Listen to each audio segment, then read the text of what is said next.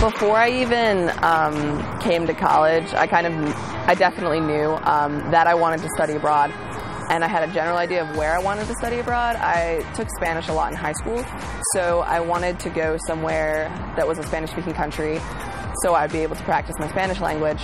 And then my second study abroad, I'm Danish by heritage. My mom's Danish, and so I wanted to go to Denmark to study there to get a better feel of the culture. I didn't really choose the study abroad program per se. It wasn't an established program.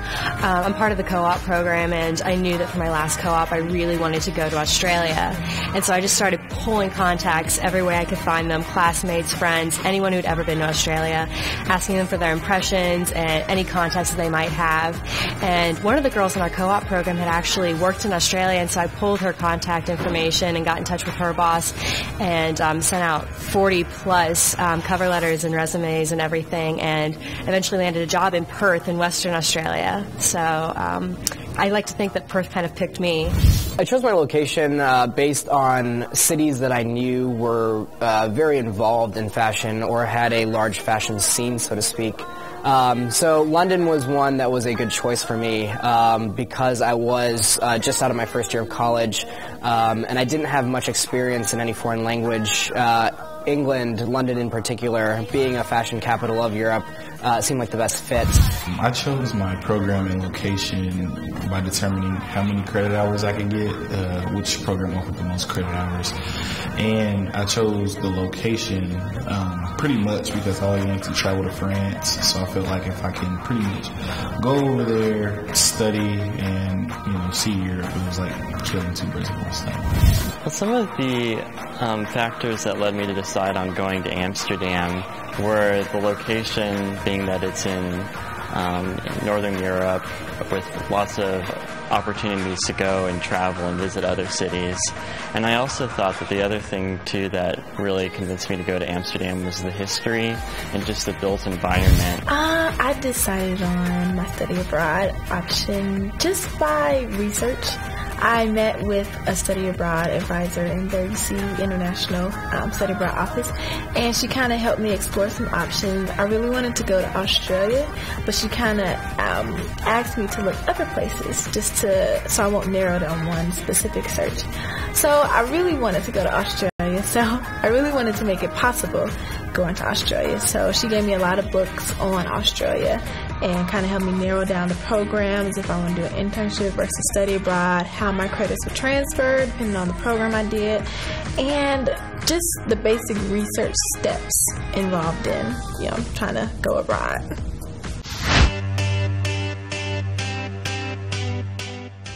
With Amsterdam, a lot less preparation than with Brazil, because with Brazil being there was a language barrier, there was some preparation with trying to learn at least some Portuguese, so the transition would be easier. And also the culture in Brazil was a little bit more of a difference than with Amsterdam. Actually, before I wanted to go to Ghana, I was set on going to Spain. I've always wanted to go to Spain. And I was said I'm going to Spain, and then I said, well, let me look at some other countries. Then I heard somebody mention Ghana. I'm like, well, Ghana, it's a very culture-rich country. Let me look into that. And when I was researching the programs, I just fell in love. Like, I'll get to teach English or I'll get to either teach English or work in an orphanage for X amount of weeks. And, for one, it was a very cheap, just because their society it's very cheap society. So the program was very cheap to apply to, and it was just something I wanted to do. I've always wanted to go to Africa, and Ghana was just I've heard so many things about Ghana, and I just wanted to see it for myself. For Denmark, I knew I wanted to go there, but I did a lot of research to decide on which program, partly because it's an expensive country, and so any program I did would be kind of expensive. So I wanted to make sure that it was something affordable, something that offered classes that I could take. I wanted to be there for a year. I was there for a full year, and so I wanted it to be something that provided a good experience the whole time, and so that's why I decided on DIS, and that worked out really well. I thought that was a great program. In terms of preparation before I left, I kind of studied some of the French customs, I wouldn't say I took a crash course on French, but I ordered like a Rosetta Stone, so I could kind of defeat the language barrier. And that was pretty much it. Just try to get myself more accustomed to French culture.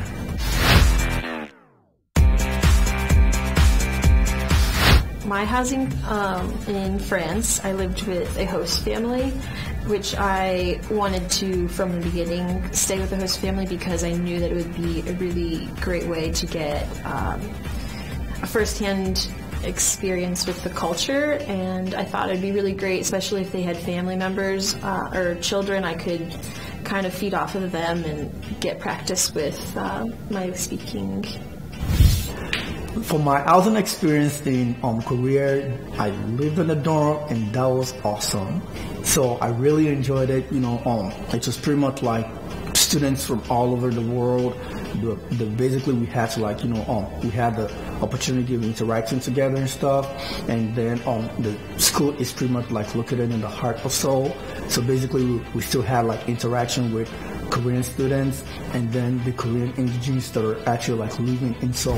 I actually enjoyed my host family. She was a single divorced mother, so we were pretty much like our kids when we were there.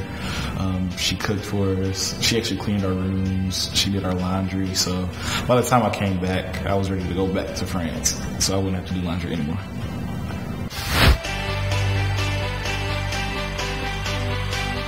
With Brazil, like I said, there's only 3,000 now, but none of your scholarships really were applied for that trip. With Amsterdam, all of my scholarships that I had normally applied, so I didn't apply for any extra international scholarships, although I could have. And then with the rest of the cost for Amsterdam, I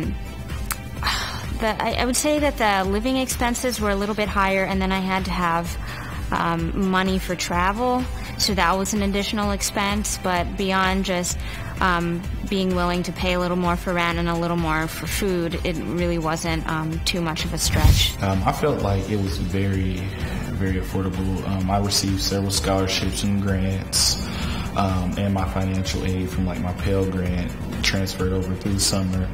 I also did several fundraisers, so to speak. I got sponsors from members of my fraternity, family members, and just different teachers and people on campus. Paying for this endeavor posed a few problems, but it was something that going into study abroad I knew I had to face. So I started making a budget, and with that budget I figured a lot of it would be paid for by student loans. I am a tuition remission student here at the University of Cincinnati, and one of the great perks of being a tuition remission student is that if you are to study abroad, you are able to apply for the money that you're receiving for that remission, and you can apply it to study abroad, so long as that every credit you are receiving while you're abroad works towards your degree. So ultimately, I was given the equivalent of 1 quarter's tuition, and they sent it directly over to London College of Fashion. So that was an easy way to pick up a couple $1,000s. Also, through the International Studies Office, I did apply for a grant, their study abroad grant, and I was accepted as one of the candidates and received a little bit of funding from there, and then the rest was paid for by student loans.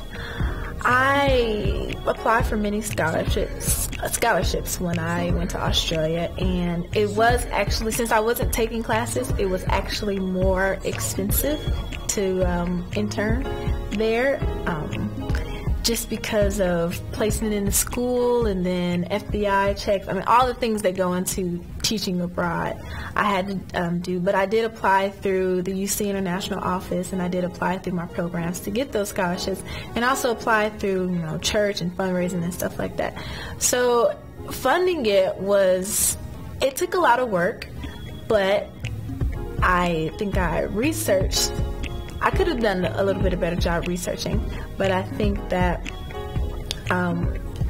having the mindset that I did want to go motivated me to want to research scholarship opportunities. The tuition at DIS was actually cheaper than the out-of-state tuition that I usually pay, and we got study abroad grants and everything like that.